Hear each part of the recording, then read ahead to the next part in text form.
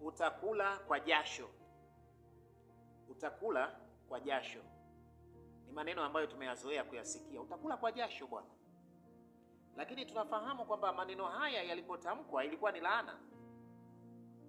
Maneno haya hayakutamkwa kuonyesha kwamba tunatakiwa tuvuje jasho wakati wa kula. Ilikuwa ni laana kwamba utakula kwa jasho. Na maneno haya aliambiwa Adamu na Mungu. Ukisoma kitabu cha Mwanzo sura ya 3 mstari wa 19, baada ya kwamba dhambi imefanyika, sasa Mungu anatangaza adhabu. Anamwambia Adamu, kwa jasho la uso wako utakula chakula. Kwa hiyo kula kwa jasho ni laana. Kama haupo ndani ya Yesu Kristo, kula kwa jasho ni haki yako. Lakini kama umo ndani ya Yesu Kristo, hutakiwi kula kwa jasho. Sasa najua unaweza ukaniuliza haraka, mbona watu ambao wako ndani ya Yesu Kristo ndio wanaovuja jasho sana? Ndicho ambacho nataka tukiangalie siku ya leo kwa neema ya Mungu. Warumi sura ya 5 mstari wa 18, maandiko yanasema, basi tena kwa kosa moja watu wote walihukumiwa adhabu. Kwa kosa moja alilolifanya Adamu, sisi wote tumekuwa katika adhabu. Kwa nini? Kwa sababu sisi ni uzao wa nani? Wa Adamu. Lakini anaendelea kusema, anasema kadhalika kwa tendo moja la haki watu wote walihesabiwa haki yenye uzima. Kwa tendo moja la haki. Tendo la nani? La Bwana wetu Yesu Kristo. Alikubali kufa msalabani kwa ajili yetu. Kwa hiyo huyu mmoja ametuletea adhabu, lakini huyu mmoja ametuingiza katika haki. Ndio maana Wagalatia sura ya 3 mstari wa 13 anasema Kristo alitukomboa katika laana ya Torati. Kristo alitukomboa katika laana. Kwa hiyo hatupo tena katika ile laana ya kula kwa nini? Kwa jasho. Tumefanyika kuwa watoto wa Mungu. Laana ya kula kwa jasho sio ya kwetu. Unielewe ninachokwambia. Ndio maana ukisoma kitabu cha Petro wa pili sura ya 1 mstari wa 3 anasema, kwa kuwa uweza wake wa uungu umetukirimia vitu vyote vipasavyo uzima na utauwa kwa kumjua yeye aliyetuita kwa utukufu wake na wema wake mwenyewe. Ametuita na ametukirimia vitu vyote vinavyopasa uzima na utauwa, yaani uzima na utakatifu. Maana yake nini? Hatutakiwi tena kula kwa jasho, hatuko kwenye laana. Alishaondoa ile laana na akatukirimia vitu vyote. Sasa kama tumekirimiwa vitu vyote, kwa nini bado tunaendelea kula huku tukivuja jasho? Unanielewa? Kristo amekuja ametutoa kwenye laana. Lakini kwa nini bado tunaendelea kula kama tulio katika laana? Wakati maandiko sehemu nyingi yanatuambia kwamba sisi ni warithi wa Mungu. Tumeketishwa juu sana katika ulimwengu wa roho. Kristo mwenyewe anasema ametupenda. Lakini kwa nini bado tunaonekana kusumbuka? Na maandiko pia sehemu nyingine anasema katika Mhubiri sura ya 10 mstari wa 7 anasema, mimi nimeona watumwa wamepanda farasi. Ameona watumwa wamepanda farasi na wakuu wakienda kwa miguu juu ya nchi kama watumwa. Kwa hiyo yeye ameona watumwa wamepanda farasi, maisha yao yako safi, hawana shida, ni watumwa. Lakini wakuu wanaenda kwa miguu kama watumwa. Unanielewa ninachosema? Maana yake kuna eneo hatujaelewa bado.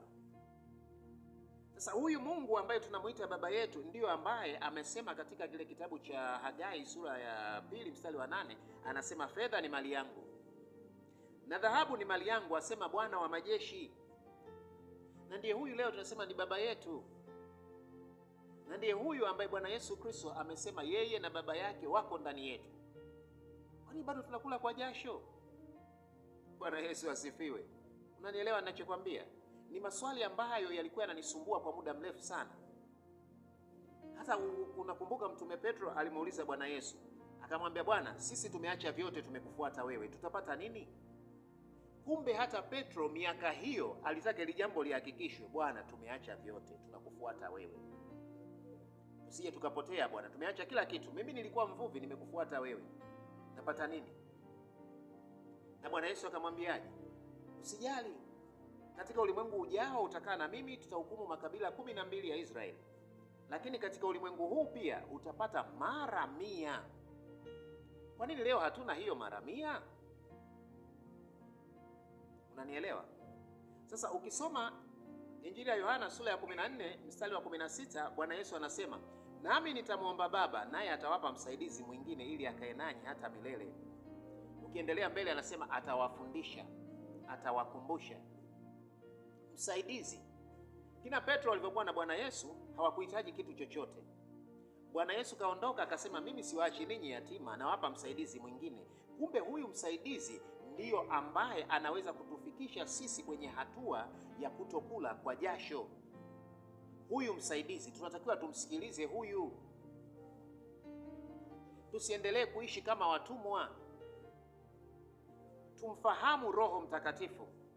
Ndio maana katika waraka wa kwanza wa Yohana sura ya 5 mstari wa 20 anasema, nasi twajua kwamba mwana wa Mungu amekwisha kuja, naye ametupa akili kwamba tumjue yeye aliye wa kweli. Mwana wa Mungu amekuja naye ametupa akili. Kwa hiyo hii akili ambayo mwana wa Mungu ametupa ndio akili itakayotufanya sisi tusile tena kwa jasho. Tunatakiwa tujifunze kumsikiliza, kumuelewa, kumfahamu sana Roho Mtakatifu. Ndio maana katika kitabu cha Ayubu imeandikwa ya kwamba mjue sana Mungu ili uwe na amani, na ndivyo mema yatakavyo nini? Yatakavyokufuata. Kwa nini? Kwa sababu umemjua Mungu. Ukimjua Mungu, mema yatakufuata. Kwa hiyo ili tutoke katika hali ya kula kwa jasho, ni lazima tujenge mazoea, tujenge uhusiano, tujenge ukaribu na Roho Mtakatifu, maana yeye ndio anayetufundisha.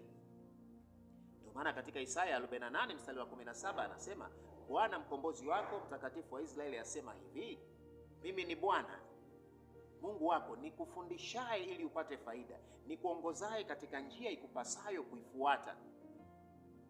Kumbe hatuko katika laana, isipokuwa tunahitaji kukubali kufundishwa na nani? Na Roho Mtakatifu.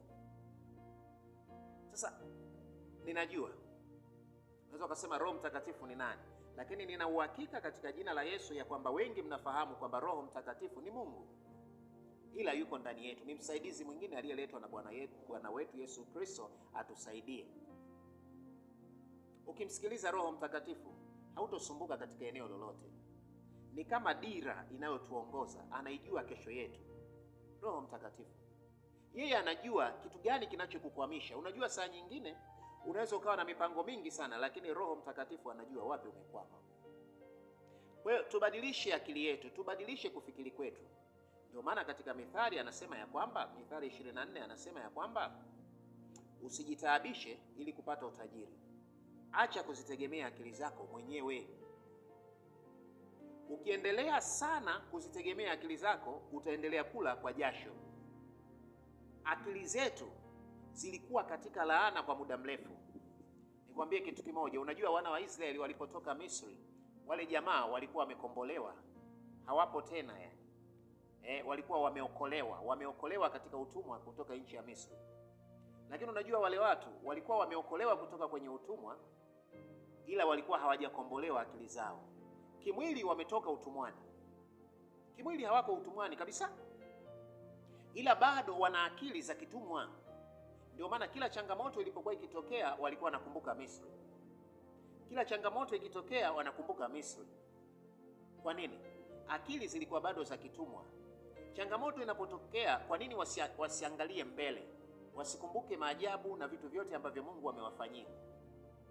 Ndio maana tumeona katika waraka wa kwanza wa Yohana sura ya 5 mstari wa 20 anasema ametupa akili. Na kuombea kwa jina la Yesu Kristo mwana wa Mungu aliye hai, akili mpya ingie ndani yako, uweze kuziona fursa, uweze kuziona nafasi, akupe mawazo. Hatutaki kula kwa jasho. Kula kwa jasho ni laana. Hatupo tena katika laana kwa jina la Yesu.